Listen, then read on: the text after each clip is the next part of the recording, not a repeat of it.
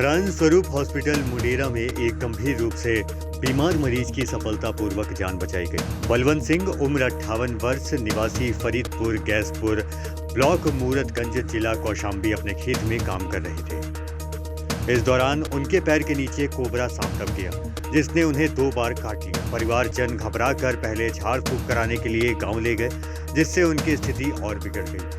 गंभीर हालत में जब उन्हें नारायण स्वरूप हॉस्पिटल लाया गया, वे मूर्छा कोमा की अवस्था में थे। तत्काल आईसीयू में भर्ती कर वेंटिलेटर में रखा गया और कृत्रिम सांस शुरू की गई। डॉक्टरों की टीम ने तुरंत 20 एंटी स्नेक वेनम इंजेक्शंस लगाए।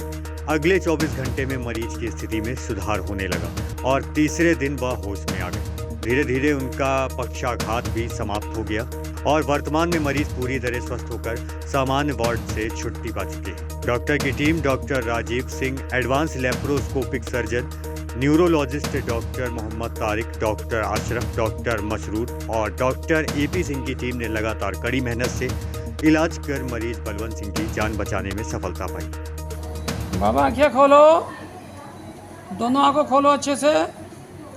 बहुत अच्छा। आँख बंद करो, बंद करो, खींच के बंद करो, आँख को बंद करो। चलो आँख खोलो अब। यस, थोड़ा सर हिलाओ। बहुत अच्छा। एक बार आँख अब कोशिश करो बंद करने की, खूब अच्छे से बंद करो। बहुत अच्छा, आँख खोलो। ठीक। यह दादा बलवंत सिंह, इनकी उम्र 58 साल है। ये किसान हैं और धान के खेत में काम कर रहे थे और वहीं पे इनके पैर से सांप दब गया। उसने इनको एक बार काटा तो इन्होंने मुड़ के देखा कि क्या है, तो दोबारा उसने फिर काटा और काटा तो दादा ने देखा कि यह कोबरा नाग है और ये वहाँ से भागे। इनके घर वाले इनको झाड़ फूंक के लिए ले गए और वहाँ पे झाड़ फूंक के दौरान धीरे धीरे यह दादा बेहोश होने लगे। इस दौरान इनका लड़का पहुँचा, जो कि सरकारी मिलिट्री से रिटायर्ड है, जो कि एक्स एम्प्लॉई है। उसने तुरंत वहाँ पे लोगों को मना किया कि हमें झाड़ फूंक नहीं कराना है। इनको मोटरसाइकिल पे बैठाया और जब तक मोटरसाइकिल पे बैठाया तब तक ये बेहोश होने लगे, हाथ पांव इनके लूंज होने लगे। पीछे एक और आदमी को बैठा के किसी तरह पकड़ करके ये हॉस्पिटल लाए और यहाँ हॉस्पिटल आते आते ये पूरा पैरालाइज हो गए थे। किसी तरह पूरा कोमा में चले गए थे। किसी तरह इनको ट्रॉली पे लाद करके अंदर आईसीयू में लिया गया। सांस इनकी रुकने वाली थी कि तत्काल इनको हॉस्पिटल में ले करके ट्रीटमेंट शुरू करने के साथ इन्हें वेंटिलेटर पर लिया गया और फिर उसके उपरांत एंटी स्नेक वेनम इंजेक्शन जो होता है उसे लगाया गया, 10 यूनिट स्टैट।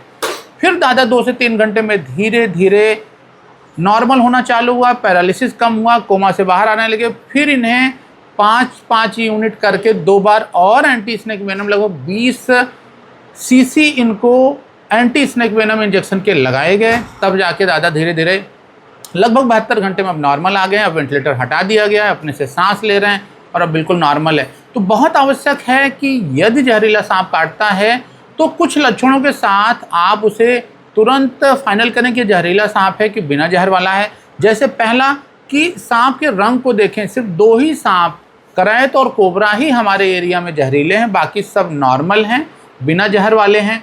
जहर वाले सांप जो काटते हैं तो हमेशा उनके 2 दांत होते हैं, उसका मार्क आता है। सिंगल दांत जो है वो बिना जहर वाला है। इन सब के साथ अगर जहरीला सांप काटा है तो थोड़ी देर में ही 15 से 20 मिनट में उसके जहर का असर आना चालू होता है। इंसान को शुरुआती लक्षणों में चक्कर आता है, उसके साथ उल्टी होती है, जी मिचलाहट हो सकता है, घबराहट हो सकता है। कुछ देर में उसकी आँख की जो ऊपर की पलकें हैं वो बंद हो जाती हैं, वो उठ नहीं पाती, पैरालिसिस शुरू होता है।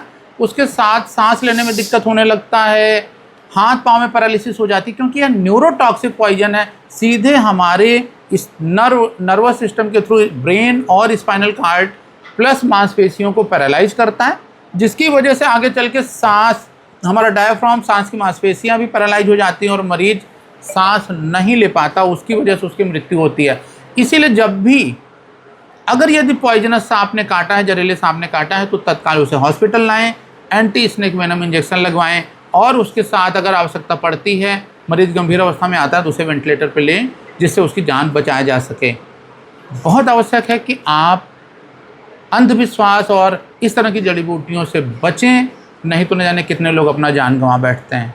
बहुत बहुत धन्यवाद।